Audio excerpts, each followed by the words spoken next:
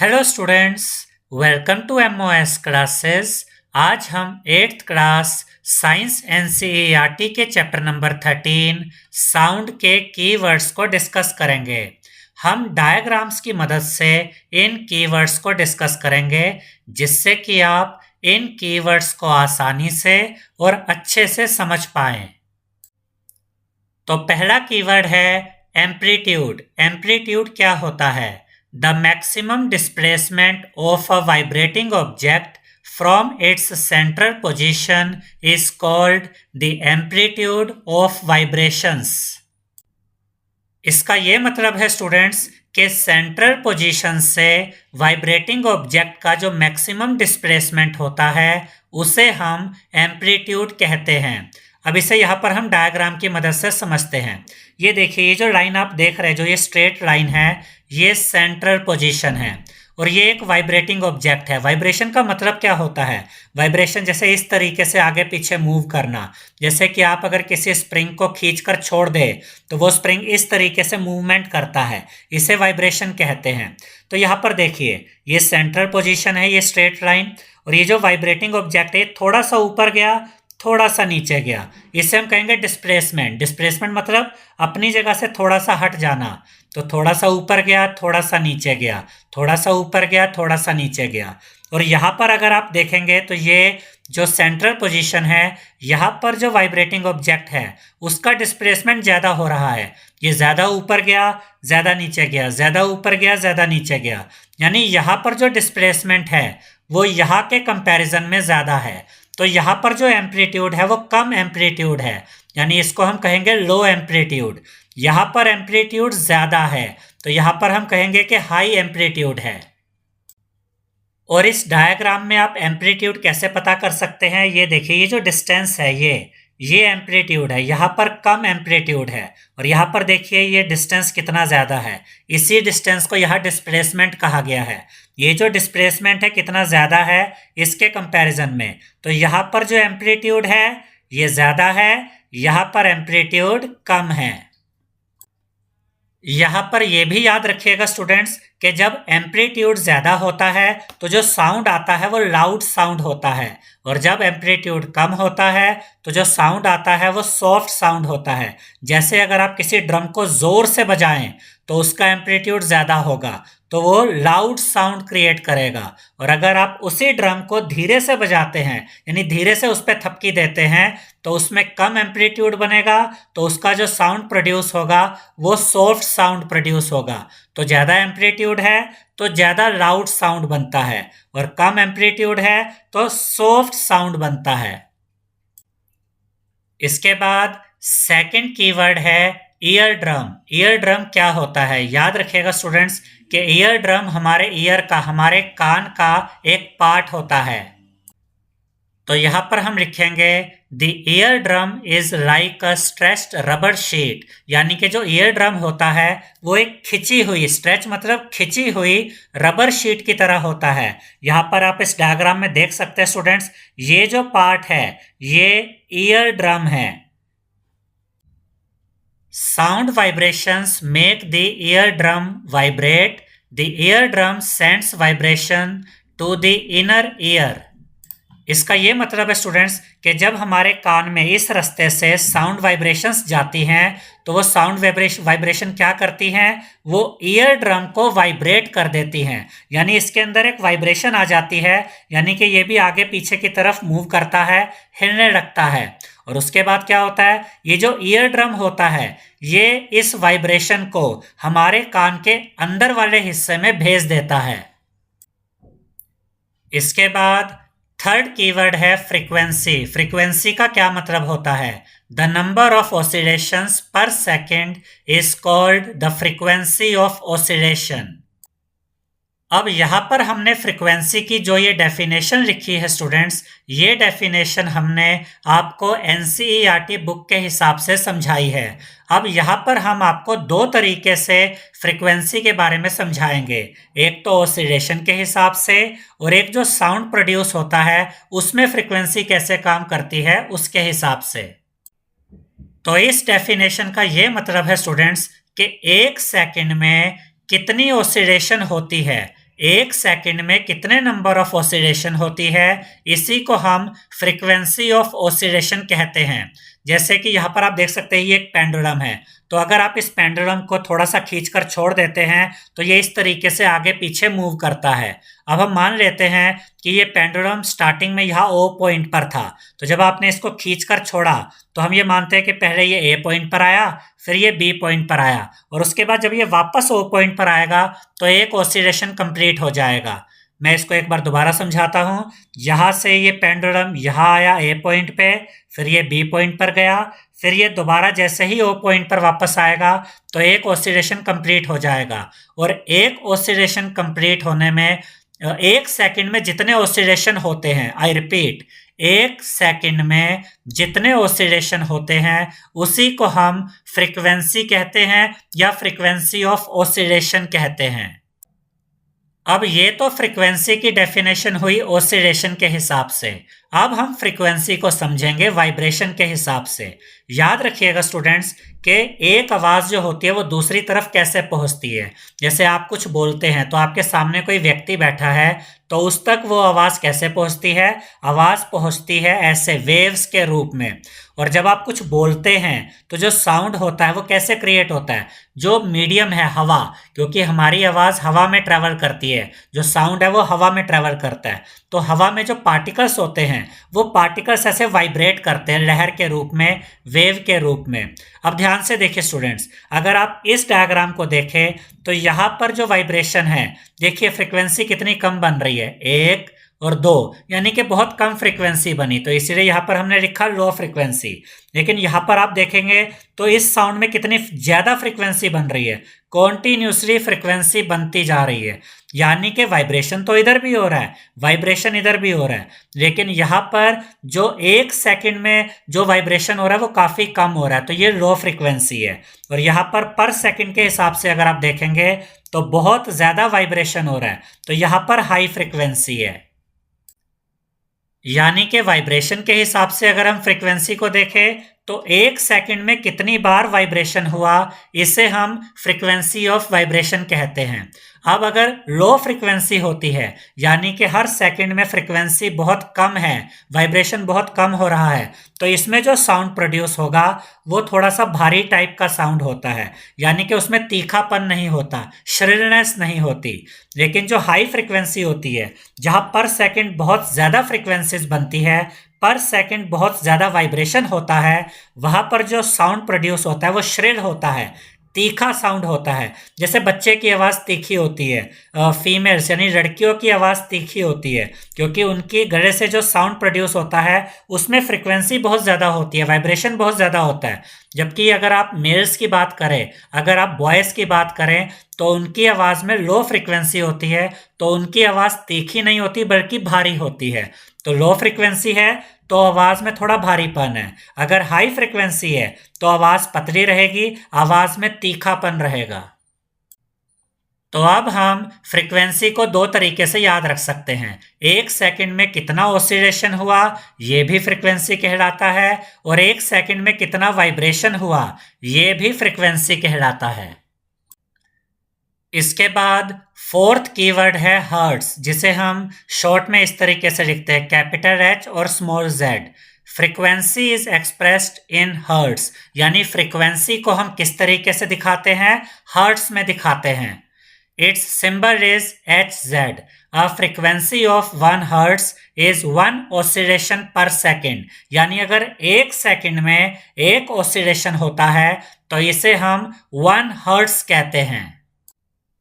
तो इसे आप ऐसे याद रख सकते हैं कि हम फ्रीक्वेंसी को हर्ट्ज में मेजर करते हैं। इसके बाद फिफ्थ कीवर्ड है लैरिंग्स। लैरिंग्स क्या होता है?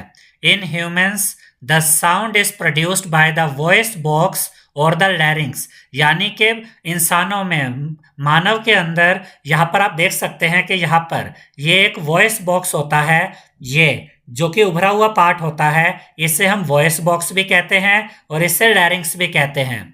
It is the hard bump in the throat that seems to move when you swallow, और ये हमारे गले में एक उभरा हुआ पार्ट होता है, और जब आप कुछ निगलते हैं तो ये अंदर बाहर की तरफ मूव करता है। आपने इस चीज़ को ऑब्जर्व किया होगा, फील किया होगा। Larynx is situated at the top of the wind pipe. और याद रखिएगा स्टूडेंट्स कि हमारे गले में जो विंड पाइप होती है उसके ऊपर की तरफ लैरिंक्स होता है, यानी कि लैरिंक्स जिसे हम वॉइस बॉक्स भी कहते हैं, ये विंड पाइप के ऊपर की तरफ होता है। और लैरिंक्स यानी कि वॉइस बॉक्स इस तरीके का दिखाई देता है। इसके बाद सिक्स्थ कीवर्ड है लाउडनेस। लाउडनेस क्या होती है? The loudness of sound depends on it's amplitude, यानी कि किसी साउंड की जो लाउडनेस होती है, किसी साउंड का जो भारीपन होता है, वो डिपेंड करता है उसके एम्पलीट्यूड पे। और एम्पलीट्यूड के बारे में हम आपको पहले ही समझा चुके हैं। When the amplitude of vibration is large, the sound produced is loud, यानी कि जब वाइब्रेशन का एम्पलीट्यूड ज्यादा होता है, लार्ज होता है, तो जो साउंड प्रोड्यूस होता है वो भी लाउड साउंड प्रोड्यूस होता है, भारी साउंड प्रोड्यूस होता है। When the amplitude is small, the sound produced is soft, लेकिन जब एम्पलीट्यूड कम होता है, जब एम्पलीट्यूड स्मॉल होता है, तो जो साउंड प्रोड्यूस होता है वो सॉफ्ट साउंड प्रोड्यूस होता है। इसे आप ऐसे याद रख सकते हैं स्टूडेंट्स कि अगर एम्पलीट्यूड ज़्यादा होगा तो जो साउंड प्रोड्यूस होगा वो लाउड साउंड प्रोड्यूस होगा, उसमें धमक ज़्यादा होगी। और अगर एम्पलीट्यूड स्मॉल होगा, अगर एम्पलीट्यूड छोटा होगा, तो उससे जो साउंड प्रोड्यूस होगा वो सॉफ्ट साउंड प्रोड्यूस होगा, यानी कि वो धीमा साउंड होगा, उसमें धमक कम होगी। अब यहाँ पर देखिए, ये लो एम्पलीट्यूड वाला डायग्राम है। देखिए एम्पलीट्यूड कितना कम बन रहा है, ये डिस्टेंस देखिए कितना कम है। तो यहाँ पर लो एम्पलीट्यूड वाला साउंड है तो ये सॉफ्ट साउंड है, इसकी धमक कम होगी। यहाँ देखिए डिस्टेंस कितना ज़्यादा है, एम्पलीट्यूड कितना ज़्यादा है, तो ये हाई एम्पलीट्यूड है। अब क्योंकि ये हाई एम्पलीट्यूड है तो यहाँ पर जो साउंड प्रोड्यूस होगा वो लाउड साउंड होगा, इसकी धमक ज़्यादा होगी। इसके बाद सेवेंथ कीवर्ड है नॉइस। नॉइस क्या होती है? The unpleasant, loud, unwanted and disturbing sounds are called noise. इसका ये मतलब है स्टूडेंट्स कि ऐसा साउंड, ऐसी आवाज़ें जो कि आपको अच्छी नहीं लगती, इरिटेट करती है, लाउड होती है, उनमें शोर बहुत ज़्यादा होता है, अनवांटेड होती है। आप इतने ज़ोर के आवाज़ को, इतने बड़े लाउड स्पीकर को या बहुत ज़ोर के जब गाने बजते हैं उनको आप लाइक नहीं करते। और ये डिस्टर्बिंग साउंड्स होते हैं जिनसे कि आपको परेशानी होती है, सर में दर्द होना शुरू हो जाता है। इस तरह के साउंड्स को, इस तरह की आवाज़ों को हम नॉइस कहते हैं।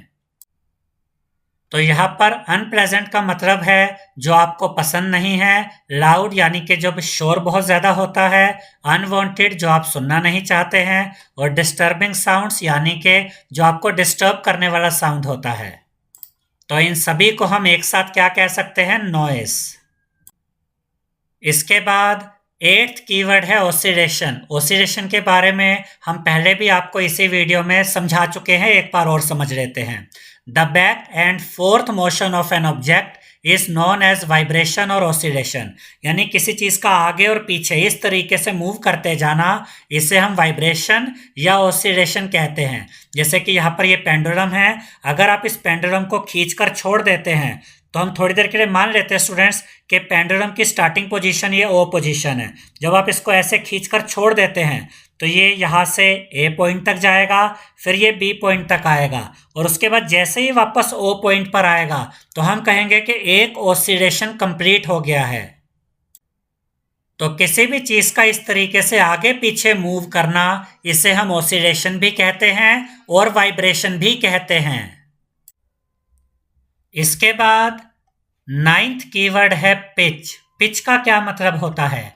Pitch is the quality of sound which depends upon frequency of vibration of sound, यानी कि जो पिच होती है ये साउंड की एक क्वालिटी होती है, और जो पिच होती है ये फ्रिक्वेंसी ऑफ वाइब्रेशन पर डिपेंड करती है। यानी कि अगर फ्रिक्वेंसी ज़्यादा होगी तो पिच भी ज़्यादा होगी और आवाज़ पतली निकलेगी, तीखी निकलेगी। अगर फ्रिक्वेंसी कम होगी तो जो आवाज़ होगी वो मोटी होगी। जैसे कि आपने देखा होगा कि लड़कों की आवाज़ मोटी होती है, बॉयज़ की आवाज़ मोटी होती है, क्योंकि उनकी जो साउंड होती है, जो गले से जो साउंड निकलती है उसकी पिच कम होती है। लेकिन गर्ल्स की, लड़कियों की आवाज़ तीखी होती है, पतली होती है, क्योंकि इनकी जो साउंड निकलती है गले से उसकी पिच ज़्यादा होती है, उसकी फ्रिक्वेंसी ज़्यादा होती है। It is also called shrillness of sound, और पिच को हम श्रिलनेस ऑफ साउंड भी कहते हैं, यानी कि साउंड का तीखापन। अगर पिच ज्यादा है तो आवाज तीखी होगी, श्रिल होगी। If the frequency of vibration is higher, its pitch is higher. And if the frequency of vibration is low, its pitch is low. यानी कि अगर वाइब्रेशन की फ्रीक्वेंसी ज्यादा होगी तो पिच भी ज्यादा होगी और आवाज पतली और तीखी होगी, और अगर वाइब्रेशन की फ्रीक्वेंसी कम होगी तो पिच भी कम होगी और आवाज मोटी निकलेगी, भारी निकलेगी। अब यहाँ पर आप इन दो डायग्राम्स में देख सकते हैं, यहाँ पर लो पिच साउंड है और ये हाई पिच साउंड है। यहाँ पर आप देख सकते हैं स्टूडेंट्स कि यहाँ पर जो फ्रीक्वेंसी है कितनी कम बन रही है, लेकिन यहाँ पर देखिए फ्रीक्वेंसी कितनी ज़्यादा है। तो जब फ्रीक्वेंसी ज़्यादा होती है तो साउंड की पिच भी ज़्यादा होती है और आवाज़ पतली और तीखी निकलती है। लेकिन जब फ्रीक्वेंसी कम होती है, वाइब्रेशन कम हो रही है, तो यहाँ पर जो साउंड होगी वो लो पिच साउंड होगी और इसमें आवाज़ थोड़ी सी भारी होती है, मोटी होती है। इसके बाद 10th कीवर्ड है टाइम पीरियड। टाइम पीरियड का यहाँ पर क्या मतलब है, तो हम इसकी दो तरह से डेफिनेशन आपको बताएंगे। तो जिस तरीके की डेफिनेशन आपके टीचर चाहें आप वैसी डेफिनेशन लिख सकते हैं। The time taken by a vibrating object to complete one vibration is called its time period. इसका ये मतलब है स्टूडेंट्स कि एक वाइब्रेशन कंप्लीट होने में जितना टाइम लगता है उस टाइम को हम टाइम पीरियड कहते हैं। तो ये जो डेफिनेशन है टाइम पीरियड की, ये वाइब्रेशन के हिसाब से है। इसके बाद जो दूसरी डेफिनेशन है वो है the time taken by an oscillating object to complete one oscillation is called its time period. यानी कि एक ऑसिलेशन कंप्लीट होने में जितना टाइम लगता है उस टाइम को हम टाइम पीरियड कहते हैं। तो टाइम पीरियड की ये वाली जो डेफिनेशन है ये ऑसिलेशन के हिसाब से है और ये वाली डेफिनेशन वाइब्रेशन के हिसाब से है। हालांकि ऑसिलेशन और वाइब्रेशन लगभग एक जैसी ही चीजें हैं। वाइब्रेशन में क्या होता है, इस तरीके से कोई चीज आगे पीछे मूव करती है, और ऑसिलेशन में जो पेंडुलम होता है वो भी इसी तरीके से आगे पीछे मूव करता है। तो सिर्फ कहने का तरीका थोड़ा सा अलग है, अदरवाइज ये दोनों डेफिनेशंस एक ही हैं। इसके बाद 11th कीवर्ड है वाइब्रेशन। वाइब्रेशन का क्या मतलब होता है, back and fourth movement of an object is called vibration. यानी किसी चीज का आगे पीछे इस तरीके से मूव होना वाइब्रेशन कहलाता है। अब यहाँ पर हम इस डायग्राम की मदद से ये समझते हैं कि आवाज वाइब्रेशन के द्वारा एक जगह से दूसरी जगह तक कैसे पहुंचती है। यहाँ पर ये स्पीकर है, यहाँ पर ये कान है। तो जब स्पीकर में से साउंड प्रोड्यूस होता है तो वो एक वाइब्रेशन क्रिएट करता है, और यहाँ पर हवा होती है। तो ये जो हवा होती है इसमें वाइब्रेशन आता है। हवा के पार्टिकल आगे पीछे इस तरीके से वाइब्रेट करते हैं और अपने से आगे वाले पार्टिकल्स को हिलाते हैं, और इस तरीके से हवा के अंदर ये वाइब्रेशन होता है। और जो साउंड यहाँ से स्टार्ट हुआ था वाइब्रेशन के द्वारा, वो वाइब्रेशन के द्वारा ही यह कान तक पहुंचता है और हमें आवाज सुनाई देती है। तो इसका ये मतलब हुआ स्टूडेंट्स कि वाइब्रेशन का मतलब है कि पार्टिकल्स का आगे पीछे इस तरीके से मूवमेंट होना। और यही तो यहाँ पर हमने लिखा है, back and fourth movement of an object is called vibration. किसी चीज का आगे पीछे इस तरीके से मूव होना वाइब्रेशन कहलाता है। इसके बाद 12th कीवर्ड है वॉइस बॉक्स। वॉइस बॉक्स क्या होती है, हम पहले ही इस बारे में पढ़ चुके हैं स्टूडेंट्स कि वॉइस बॉक्स और लैरिंक्स का एक ही मतलब होता है। तो हमने जो 5th कीवर्ड किया था वो कीवर्ड था लैरिंक्स। तो जो डेफिनेशन लैरिंक्स की थी वही डेफिनेशन वॉइस बॉक्स की भी है। In humans the sound is produced by the voice box और द लैरिंक्स। यानी कि ह्यूमंस में, यानी कि मनुष्यों में जो साउंड प्रोड्यूस होता है वो वॉइस बॉक्स के द्वारा प्रोड्यूस होता है, जिसे हम लैरिंक्स भी कहते हैं। It is the hard bump in the throat that seems to move when you swallow. और ये आपके गले में यहाँ पर ये उभरा हुआ पार्ट होता है जब आप कुछ निगलते हैं। तो ये जो बम्प होता है, जो उभरा हुआ पार्ट होता है गले में, ये अंदर बाहर मूव करता है, आप इसे फील कर सकते हैं। Voice box is situated at the top of the wind pipe. और जो वॉइस बॉक्स होता है ये विंड पाइप के ऊपर की तरफ होता है। तो गले में जो वॉइस बॉक्स होता है वो यहाँ पर होता है और यहाँ इस डायग्राम में वॉइस बॉक्स को दिखाया गया है। इसके बाद 13th कीवर्ड है विंड पाइप। विंड पाइप क्या होती है? Wind pipe is situated below the voice box which is meant for air passage. यानी जो विंड पाइप होती है, यहाँ पर आप देख सकते हैं, ये वॉइस बॉक्स के नीचे की तरफ होती है और यहाँ से ही जो हवा होती है वो बाहर की तरफ आती है।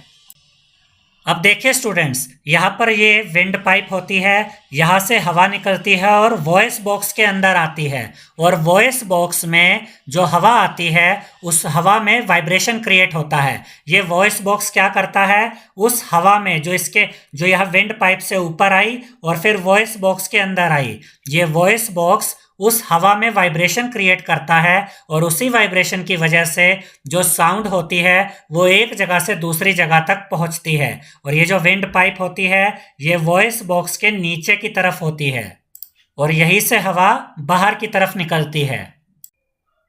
आई होप स्टूडेंट्स आपको हमारा ये वीडियो पसंद आया होगा। अगर आपको हमारा ये वीडियो पसंद आया है तो इस वीडियो को लाइक करें, शेयर करें और हमारे चैनल को सब्सक्राइब करें। Thank you.